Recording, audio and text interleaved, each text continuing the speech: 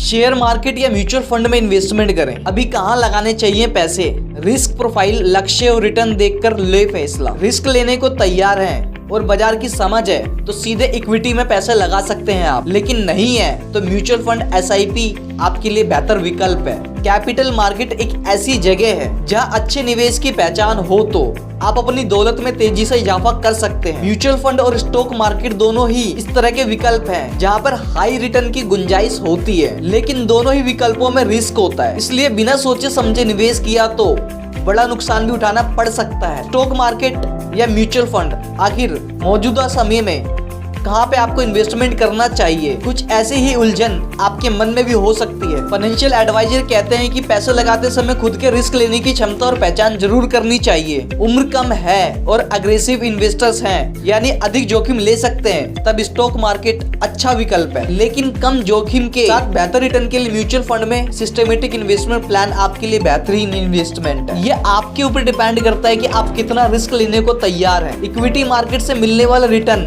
देश में traditional investment scheme यानी स्मॉल सेविंग की तुलना में बेहतर है, लेकिन स्मॉल सेविंग जहां पूरी तरह से सुरक्षित होते हैं वहीं इक्विटी में रिस्क ज्यादा रहता है। इसलिए एक्सपर्ट्स की सलाह रहती है कि रिस्क लेने की क्षमता और लक्ष्य देखकर विकल्प चुनने में समझदारी होती है। रिस्क लेने को तैयार है और स्टॉक मार्केट की समझ है तब तो सीधे इक्विटी में पैसे लगा सकते हैं, लेकिन रिस्क लेने की क्षमता कम है तो म्यूचुअल फंड में खास तौर से सिस्टमेटिक इन्वेस्टमेंट प्लान बेहतर विकल्प है आपके लिए। अगर आप पहली बार निवेश करने का प्लान कर रहे हैं तो आप निवेश के मामले में नए हैं और बाजार के बारे में बहुत अच्छी समझ नहीं है तो सीधे इक्विटी में पैसा लगाने के बजाय म्यूचुअल फंड में चुनाव किया जाना चाहिए, क्योंकि नए होने के चलते आपको बाजार के रिस्क और रिटर्न के बारे में ज्यादा जानकारी नहीं होती। म्यूचुअल फंड में SIP ज्यादा सुरक्षित है, जहां एक बार पैसे लगाने के बजाय मंथली बेसिस पर निवेश करने की सुविधा है। इससे आपका पूरा पैसा एक साथ ब्लॉक नहीं होगा, वहीं लंबी अवधि के दौरान इसमें कंपाउंडिंग का फायदा मिलता रहेगा आपको। मंथली बेसिस पर निवेश से आप समय समय पर रिटर्न का आकलन भी कर सकते हैं, जिसके आधार पर निवेश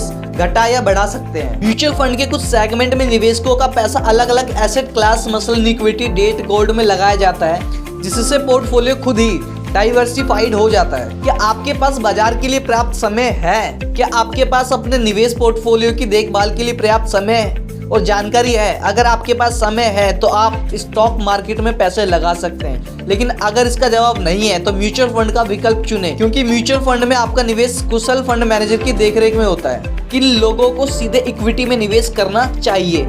आपको स्टॉक मार्केट के बारे में अच्छी जानकारी है और किसी कंपनी या शेयर के फंडामेंटल की स्टडी कर सकते हैं तो सीधे स्टॉक में पैसे लगा सकते हैं। बाजार के उतार चढ़ाव में बेहतर निर्णय लेने की क्षमता रखते हैं तो सीधे स्टॉक में पैसे लगा सकते हैं। अच्छे फंडामेंटल और मजबूत ग्रोथ वाली कंपनी के शेयर निवेश पर आप बेहद कम समय में हाई रिटर्न हासिल कर सकते हैं।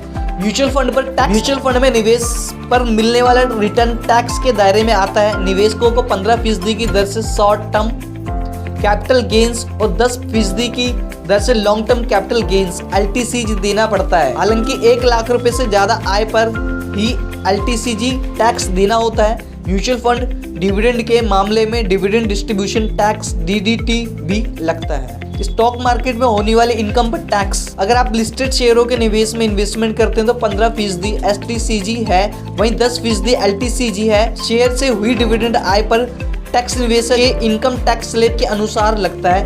इंट्राडे सौदे पर securities transaction tax 0.025% tax include होता है। तो ये इन्फॉर्मेशन आपको कैसी लगी प्लीज आप हमें कमेंट करके जरूर बताइए। जब तक के लिए नमस्कार, ट्रू टॉक के साथ धन्यवाद।